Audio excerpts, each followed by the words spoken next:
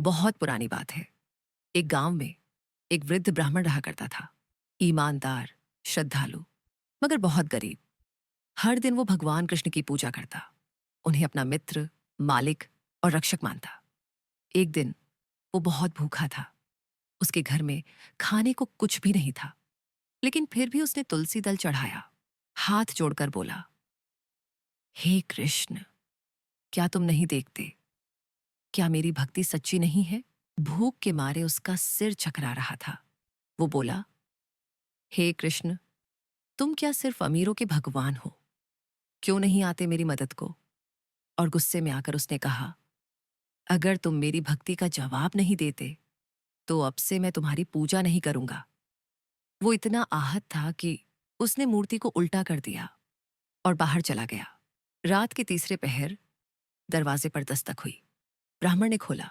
सामने एक युवक खड़ा था, दिव्य तेज लिए। उसके हाथ में एक थाली थी जिसमें गरम खाना, मिठाई, फल और सोने के सिक्के थे। वो बोला, आपके मित्र ने ये भेजा है। बोले, भूखे को भूखा रखना मेरा धर्म नहीं। ब्राह्मण चौंक गया। कौन मित्र? वो मुस्कुराया, जिसे आपने दीवार की तरफ मोड़ दिया। ब्राह्मण गिर पड़ा युवक के चरणों में। उसने कहा, हे कृष्ण, मुझे क्षमा करो, मैंने तुम्हें श्राप तक दे दिया था। युवक बोला, भक्ति में संदेह आता है, पर सच्चे हृदय से जो पुकारे, मैं कभी उसे छोड़ नहीं सकता। तुमने मुझे झुका दिया, लेकिन तुम्हारा प्रेम सच्चा था, इसलिए मैं आया। आज भी जब जीवन में अंधकार हो, जब लगने लगे कि भगवान नहीं सुनते, तो याद रखो, उस ब्राह्मण की तरह, कभी कभी हमारी सबसे बड़ी परीक्षा हमारी चुप्पी में छुपी होती है।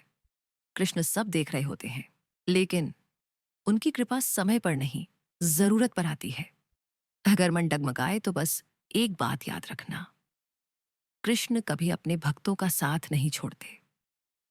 अब कमेंट में लिखो, मैं कृष्ण पर विश्वास रखता हूं, और इस कहानी को उस तक पहुंचाओ जो आज विश्वास खो चुका है। जय श्री कृष्ण।